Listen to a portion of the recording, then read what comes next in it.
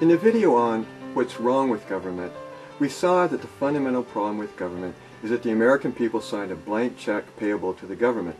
And we saw that we solved this problem by tearing up the blank check and replacing it with a filled-in check. That is, we solved the problem with the People's Amendment, which will establish a price ceiling on government, a citizen-controlled ceiling on government income plus accumulated debt. Having seen what is fundamentally wrong with government, in this video I wish to cover what is not wrong with government. More specifically, I wish to show that three concerns of many fiscal conservatives are red herrings, distracting us from what really matters in stopping the unrestrained growth of government. The three concerns are term limits, balanced budget, and religious beliefs. Let's begin with term limits. I often hear fiscal conservatives advocate term limits. But why? Why are fiscal conservatives so much more in favor of term limits than are fiscal liberals? Complementing this question, we ask what the reason for term limits is. I invite you to pause the video on the next slide and answer the questions. The reason for term limits is the idea that the longer a person holds an office, the more they learn about how they can abuse their position, so the more likely they are to abuse their position. Put simply, the longer a person holds an office, the more corrupt they are likely to become. This is true, of course, but it's true for all positions, private as well as public. So on this logic, every position in society should be term limited. Every company executive should be term limited. Every manager should be term limited. Every secretary should be term limited. Every custodian should be term limited. Every position should be term limited. This is absurd, of course, and I invite you to pause the video on the next slide and explain why. The longer a person holds a position, the more corrupt they are likely to become. Yes.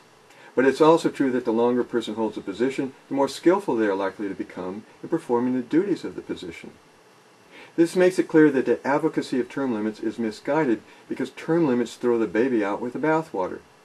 Yes, term limits reduce the ability of a person to become more corrupt in a particular position. But term limits simultaneously reduce the ability of a person to become more skillful in performing the duties of the position.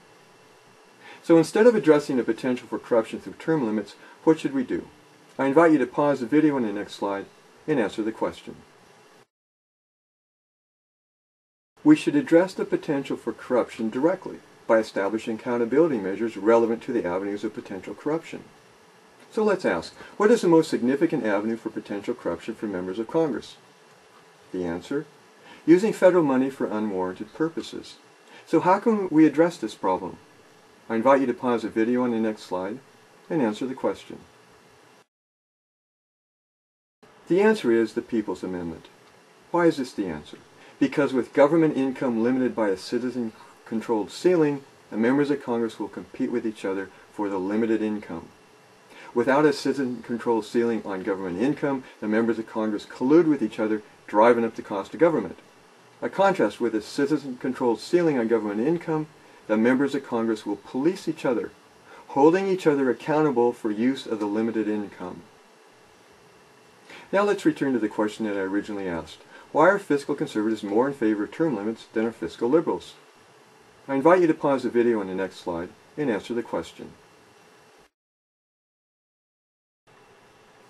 I infer that fiscal conservatives are more in favor of term limits than are fiscal liberals because fiscal liberals normally control Congress. So when fiscal conservatives think of term limiting members of Congress, they are thinking of term limiting fiscal liberals. Fiscal conservatives want to force fiscal liberals out of office in order to increase the chance that fiscal conservatives will be elected to fill the vacancies.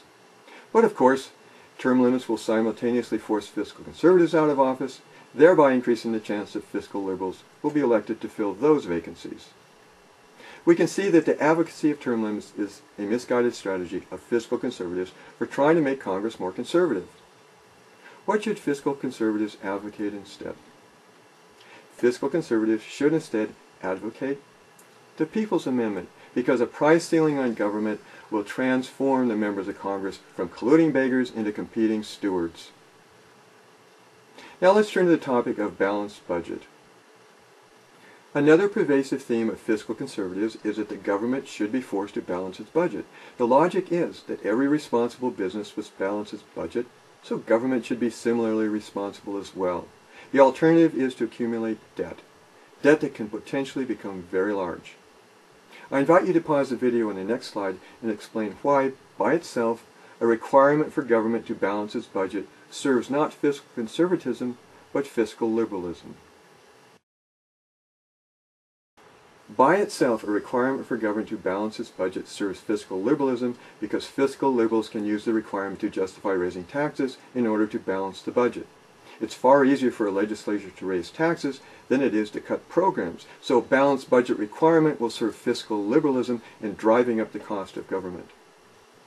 Now suppose that the People's Amendment has been approved, thereby establishing a citizen-controlled ceiling on the price of government, a ceiling on income plus accumulated debt. So with a citizen-controlled ceiling on government income plus debt, do we need to require that the government balance its budget? I invite you to pause the video on the next slide and answer the question. The answer is no. The ceiling will change the dynamics of American politics to favor fiscal responsibility, and in this atmosphere, we can expect the debt to taper off and eventually become negligible. In Part 2, we'll consider the topic of religious beliefs.